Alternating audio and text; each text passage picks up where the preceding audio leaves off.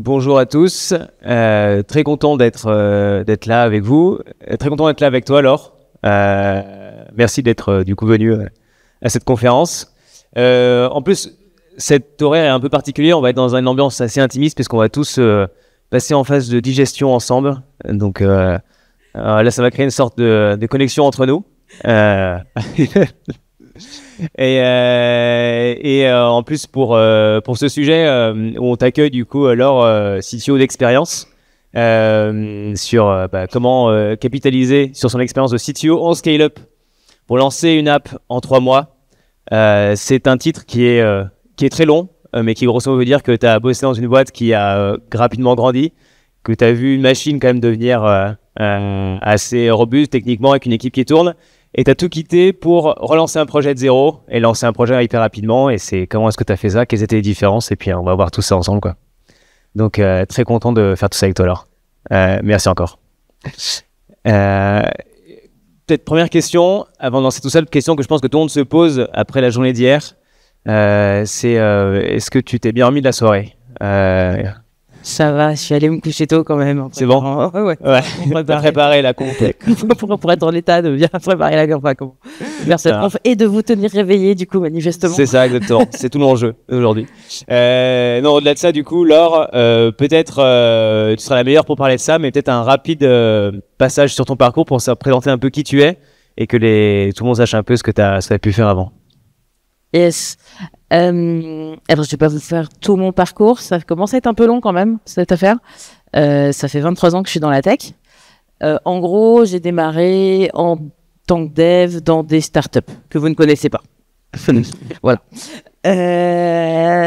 Donc petit fast forward. En 2010, alors que je viens de quitter la boîte où j'étais, je cherche un peu ce que je vais faire. Et là, il y a un copain à moi qui me dit je suis en train de faire une due deal en fait dans une boîte qui est en train de lever des fonds. La fondatrice cherche un ou une CTO. Je vais vous mettre en contact, ça peut t'intéresser. Mmh. Et cette boîte, c'était... Et cette boîte, c'est Litchi. Okay. Et donc, c'est comme ça que je rencontre Céline Lazort, la fondatrice de Litchi. Le projet me plaît, il s'agit de faire des cagnottes pour faire des cadeaux à des gens, c'est cool. Pour la petite histoire, à cette époque-là, je vous dis qu'il y a 2 domaines où j'ai pas envie de bosser, dont en gros tout ce qui est armement et la finance, ça m'intéresse pas tellement. Ok. Voilà. Et donc voilà, je démarre effectivement sur la première version de Litchi. Il y avait déjà une espèce de proto qui existait. Je reprends les devs, et puis au fur et à mesure, voilà, on construit les fonctionnalités, je construis l'équipe de dev, etc. À partir de 2011, il y a des gens qui viennent nous voir en nous disant c'est intéressant ce que vous faites sur les cagnottes, sur le paiement et aussi sur tout ce qui est gestion de monnaie électronique. C'est-à-dire que effectivement, en fait, quand on fait une cagnotte, les fonds qui sont sur la cagnotte, ils appartiennent pas à Litchi, ils appartiennent bien aux personnes qui les ont mis sur la cagnotte. Donc en fait, il y a un peu une activité bancaire là-dedans. Tu retombes dans la finance malgré toi Je retourne dans la finance. Et du coup, enfin, de fil en aiguille, avec ces personnes qui sont intéressées, ces entrepreneurs qui sont intéressés par ce qu'on fait, on passe de partage de connaissances à maintenant, mais on va faire un service pour vous. Et de fil en aiguille, ce service devient MangoPay. Ok. Je sais pas qui connaît MangoPay ici. Ça fait beaucoup de monde. Je pense que si je demande qui connaît Litchi, je vais avoir beaucoup plus de monde. MangoPay, c'est un service de paiement qui fait effectivement ça, qui fait cette partie gestion de monnaie électronique et donc qui s'adresse particulièrement aux plateformes et aux places de marché e-commerce qui ont les mêmes problématiques en fait de détenir des fonds pour leurs acheteurs et leurs vendeurs. Donc effectivement, en fait, voilà, on crée ce deuxième produit. Ouais. Ça s'appelait pas encore FinTech à l'époque, mais ça finit par s'appeler à partir de 2014. En tout cas, le terme FinTech devient assez courant. Et tu l'as mené jusqu'à quelle taille du coup, MangoPay, si on parle? Et ben quand je quitte, en fait, pendant longtemps, on a eu les 2 produits avec la même équipe, ce qui était un peu compliqué à gérer. Ouais. En 2017, on a fini par quitter les organisations et je quitte MangoPay en 2022. C'est une boîte qui fait 300 personnes, équipe technique de 70 personnes, on a plus de 2500 clients. On fait 10 milliards d'euros de flux entrants tous les ans. Et quand t'es arrivé, du coup, il y avait rien. Du coup, t'es arrivé première. T'as créé MangoPay avec. Ouais, bah l'équipe fondatrice de Litchi, j'étais la première employée de Litchi. On a effectivement créé MangoPay au sein de Litchi. C'est une espèce de spin-off mais qui du coup est devenue en fait plus grande que Litchi, moins connue du grand public. Ouais, plus grande. Plus grand que Litchi. Ok.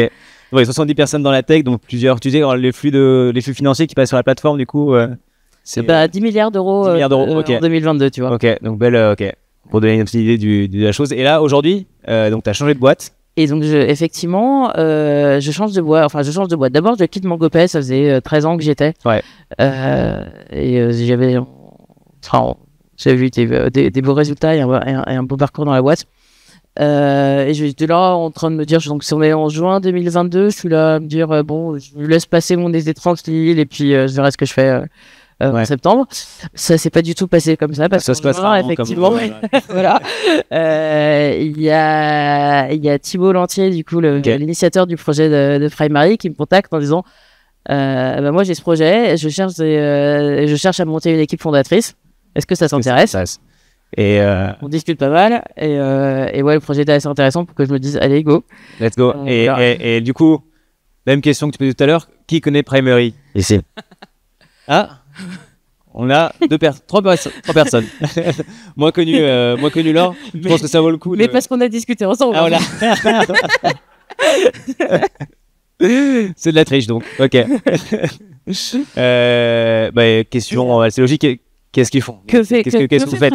Primary, on crée et on fait tourner des cabinets médicaux généralistes. Ça paraît peu tech, a priori. Peu tech.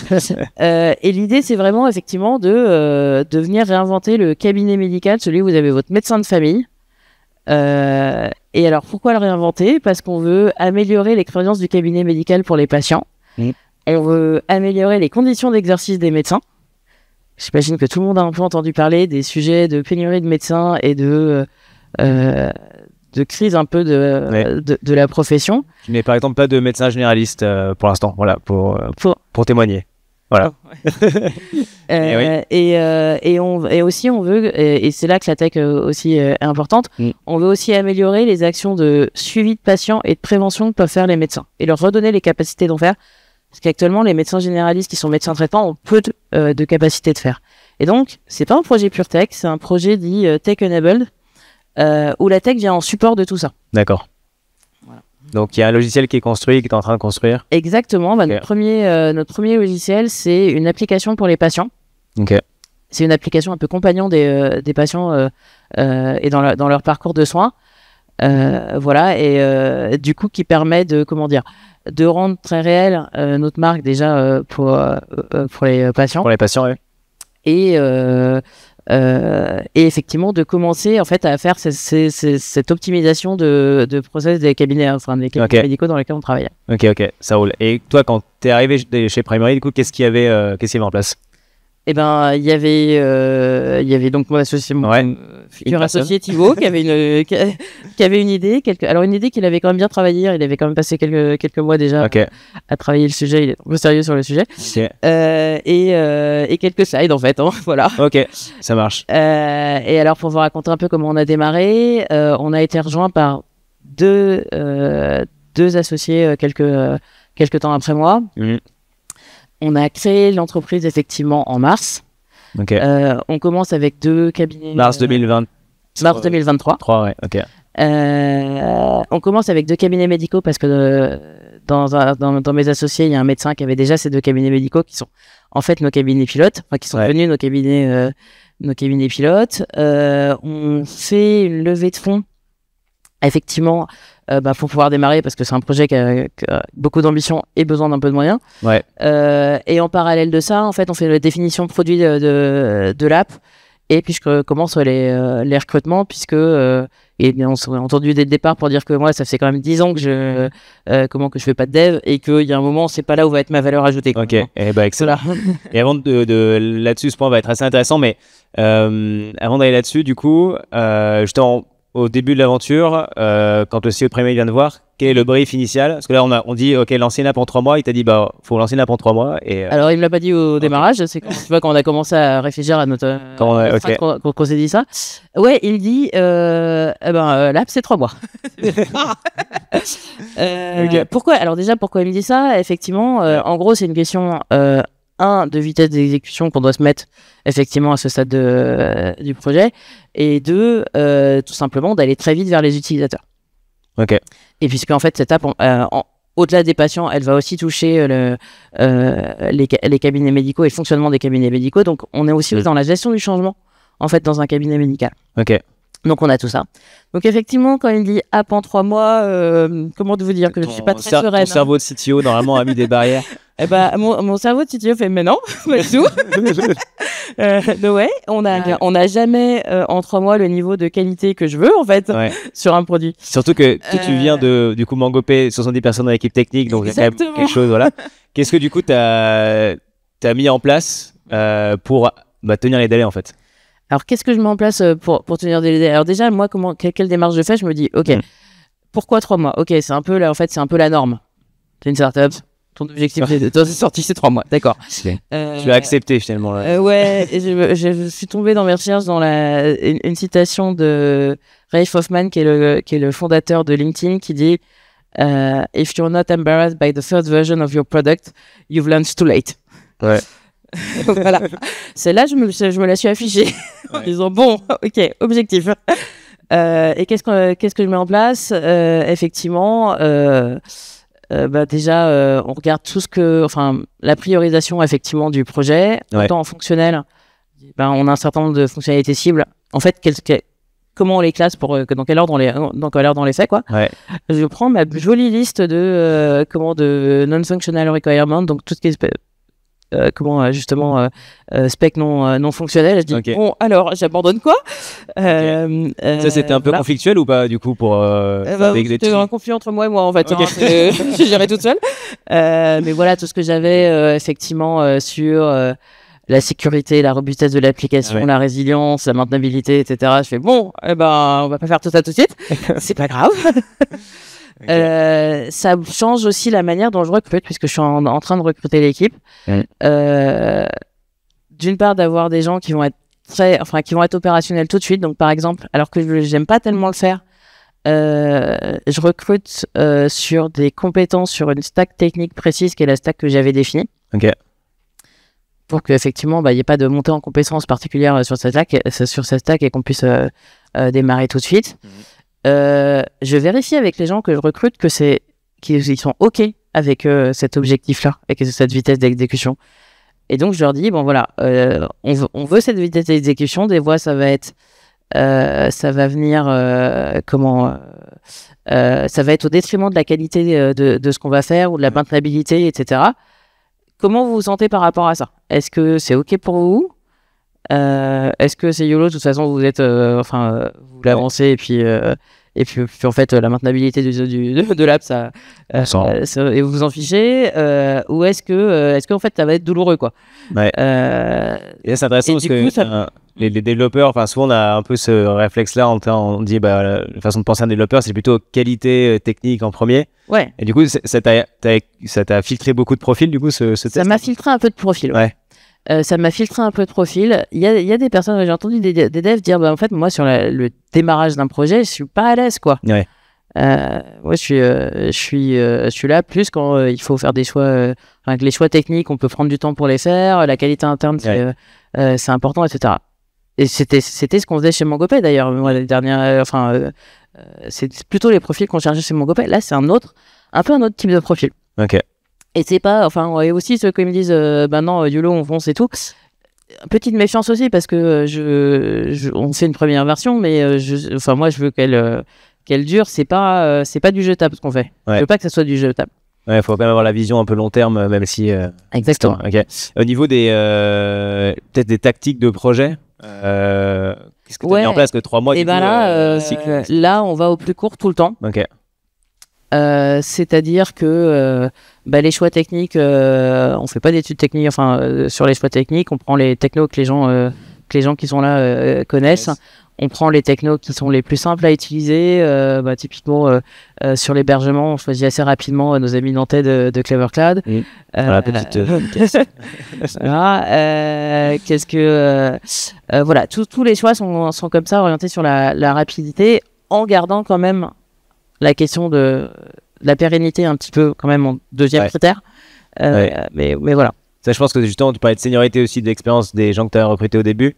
C'est un peu ça qui permet d'avoir à la fois, genre, dire, ok, je sais que j'ai avancé vite au début, mais en mettant le minimum en place pour que derrière, ça soit un minimum maintenable. Exactement. C'est-à-dire que les personnes ont conscience de ces deux enjeux-là. Donc c'est intéressant. Ouais. Et puis après, c'est la vie d'un projet assez classique. On se fait quand même un planning, un rétro-planning avec des objectifs de livraison. On passe quand même du temps sur des choses qui nous semblent importantes pour en gagner. Typiquement, tout de suite au démarrage, on se met des objectifs de ce qu'on appelle continuous delivery, donc de livrer très régulièrement. On fait du coup la mise en prod qui sortent. Exactement. On fait effectivement on s'outille techniquement sur la CI/CD pour les gens qui connaissent, pour que ça soit le cas sans que chaque livraison soit trop coûteuse en temps. On a fait un peu la même chose typiquement sur les logs qu'on avait dans l'application, en disant c'est important d'en avoir dès le début pour comprendre ce qui se passe. On passe un peu de temps dessus. Ok. Et tu parlais de cycle de livraison, par exemple, là, le classique, on va dire Scrum, etc., qu'on peut avoir en tête, il y a souvent des cycles de 3 semaines. Donc des sprints. C'était quoi un peu les... Nous, on a fait du plus ou moins Scrumban avec des cycles d'une semaine. Et en fait, des cycles d'une semaine où on se donnait des objectifs effectivement de livraison. Mais en fait, on se voyait tous les jours, voire plusieurs fois par jour avec le premier dev, puis le dev qui arrivait après. Et en fait, on était, et le product manager surtout. Et on était tout le temps dans la micro-décision de qu'est-ce qui est le mieux à faire au fur et à mesure. Au fur et à mesure, Et ce qui est un moment qui n'existe pas très souvent de démarrage de projet, où effectivement, en fait, tout le monde est focus uniquement sur cet objectif-là, donc on peut le faire comme ça. Et alors, du coup, je rebondis sur ce que tu disais tout à l'heure, c'était intéressant, tu dis, chez Mangopé, ça faisait longtemps que tu faisais plus de dev en tant que CTO. Quand tu reviens, du coup, à lancer un projet de zéro en tant que CTO, quel est ton rôle, du coup ? Est-ce que tu reviens en dev ? Est-ce que non ? Qu'est-ce que tu as fait ? Alors, je reviens pas en dev, effectivement. Pourquoi ? Alors, à un moment, j'ai commencé à regarder ce que moi j'arrivais à produire en dev. En fait, il y a une telle différence entre mon niveau d'exigence sur les devs et ce que moi j'arrive à produire et la vitesse à laquelle j'arrive à le produire que clairement, c'était pas là. Enfin, comme je dis, c'est pas la rajouter. Voilà. Par rapport au mec senior, etc. Exactement. En développement, ça demande quand même un certain entraînement. J'avais plus du tout. Moi, ma responsabilité est de créer les conditions de réussite du projet. Donc, elle est sur effectivement le recrutement, les choix techniques, les choix de prestations, donner des objectifs clairs, la facilitation du projet là pendant les 3 mois. Et j'ai aussi repris des choses disons opérationnelles techniques. Et en fait là, comme j'avais des experts sur les points qui étaient où il y avait besoin d'expertise, je me suis plutôt mis sur les sujets qui demandaient peu d'expertise, qui étaient certainement un peu moins critiques et qui demandaient un peu moins d'expertise et sur lesquels moi je pouvais monter en compétence relativement rapidement. Typiquement, j'ai fait l'installation du back-office sur Retool. Retool, c'est une solution de back-office un peu low-code. Et effectivement, quelques pages de back-office pour qu'on puisse suivre un peu l'activité. J'ai fait d'autres, j'ai fait un peu d'infra, de l'admin sur Elasticsearch, tu vois, des trucs comme ça, quoi. Ok. Donc un peu d'opérationnel technique, mais sur les tâches bien précises, en dehors des devs de features. C'est ça, pour que les devs ils restent focus sur la création de l'app, quoi. Ok. Non, hyper intéressant. Et du coup, question, on arrive, du coup, tu mets en place cette organisation, ça roule, etc., ça livre, ça ship, etc. T'arrives au bout des 3 mois. Et qu'est-ce qui sort du coup de... on sort à peu près dans les temps. C'est-à-dire que on a commencé les devs. Mon premier dev est arrivé le 17 juillet. Il a pris une semaine de vacances en août et on a sorti le 26 octobre. Donc on était quand même pas trop mal sur l'objectif. C'était une semaine du coup de décalage. Du coup tu disais... mais je te dis en fait une semaine c'est pas mal. Ouais. C'est honnête. On avait fait un peu de presta sur la partie mobile avant que le dev mobile, Ok. dev mobile arrive un peu plus tard. Voilà, on se débrouille un peu comme ça. On a une app qui est toute prête. Ouais. On lance en cabinet médical puisque c'est une app Ok. pour nos patients effectivement. Donc il y a quelques personnes qui vont au cabinet médical pour présenter l'app aux équipes Ok. du cabinet. Donc j'ai médecin et assistante médicale. Et puis la mettre dans les mains des patients, quoi. Ok. Et du coup, évidemment, dans la première heure qu'ils font ça, ils reviennent avec 10 problèmes, quoi. Le Slack qui sonne en permanence en mode alors, il y a un tel, il a ça comme problème, ça machin, voilà. Ok. Donc, on commence à regarder. En gros, on a des utilisateurs qui se retrouvent dans quelques corner cases qu'on n'avait pas vu. Ouais. Mais en fait, Corner case, du coup, c'est des cas d'usage d'usage non prévus, que vous ouais, n'avez pas voilà. anticipé, quoi. Et mais surtout, en fait, ce qui nous arrive, c'est alors comment dire, les données des patients, on les retire du logiciel médecin qui est utilisé donc par le cabinet médical. Et pour donner un exemple tout bête, typiquement, nous sur les tests qu'on a, un patient, il a une date de naissance. Le logiciel médecin. Rentrer la date de naissance du patient, c'est obligatoire. Ouais. On a évidemment des cas où les patients, ils n'ont pas de date de naissance et du coup, on n'arrive pas à les onboarder, quoi. Ouais. Donc voilà, on se retrouve en fait avec des sujets de qualité de données réelles qu'on n'avait pas vu et qu'on n'avait pas pu imaginer qu'on aurait. Ouais. Du coup, on est reparti, je pense, pour une semaine ou deux d'amélioration de l'app. Ouais, c'est ça. Ça a marché, du coup, ça fonctionnait du coup en prod, ça est utilisable ou du coup. Ah oui, tout à fait, Ok. tout à fait utilisable. Enfin, ça, il y a pas eu de sujet, mais effectivement, c'est plutôt, on avait quelques cas de trucs qui marchaient pas comme on avait prévu. Enfin, en fait, où le contexte n'était pas du tout prévu comme on voulait. Et du coup, l'équipe, on a fait une rétro sur la sortie de l'app. On était évidemment un petit peu frustré de ça. Ouais, c'est ce que j'avais demandé du coup. Et en même temps, on n'aurait pas pu faire plus efficace. C'est-à-dire que, à part mettre cette app dans les mains des utilisateurs, ces cas-là, on les aurait jamais vus en fait. Ouais. On n'aurait pas, enfin voilà. Impossible. Ouais. Sauf mettre des efforts démesurés en fait sur nos tests et nos cas de tests, quoi. C'est ça. Et du coup, tu dis première sensation à la fin de sa première journée, un peu de frustration. Ouais. Et avec le recul. Et en vrai, c'est vraiment ce qu'on pouvait faire de plus efficace. Ouais, c'était voilà. J'ai donné le max, quoi. Et du coup, ça c'est intéressant parce que t'as lancé ça. On le disait un peu en trame de fond après avoir vécu cette expérience chez Mangopé où t'as vécu un scale, etc. Qu'est-ce que du coup t'as fait différemment par rapport à un projet que t'aurais pu lancer il y a 10 ans? Alors, qu'est-ce que j'ai fait différemment? En fait, le truc hyper intéressant, c'est de savoir un peu mieux où on va. C'est-à-dire que j'ai une idée j'ai une vision long terme et j'ai une idée du chemin de maturité du produit qu'on a. Quelqu'un m'a dit une fois, en fait, quand t'as moins d'expérience, tu ne sais pas ce que tu sais pas sur la tech. Ouais. Moi, quand j'ai commencé Mangopé, les sujets de conformité, même quelques sujets même de sécu, la manière d'appréhender la sécurité, des choses comme ça, en fait, j'étais beaucoup moins expérimenté dessus. Ouais. Donc ça, effectivement, maintenant, je les ai en tête. Pour donner un exemple, tu vois, on n'a pas les moyens de faire un audit de sécurité très grand. Par contre, on a repris la liste des OWASP Top 10 là. OWASP Top 10, c'est en gros c'est les cas de vulnérabilité d'applications les plus courants. Et on a regardé effectivement comment on y répondait. Ouais. Ça nous aurait pris 2 heures avec l'auto-audit. Voilà. Voilà. Ouais, c'est un peu de l'auto-audit, mais notre niveau c'est un peu vert, quoi. C'est ça. Ok. Voilà. Et puis du coup, on avait quelques points d'amélioration qu'on a fait derrière.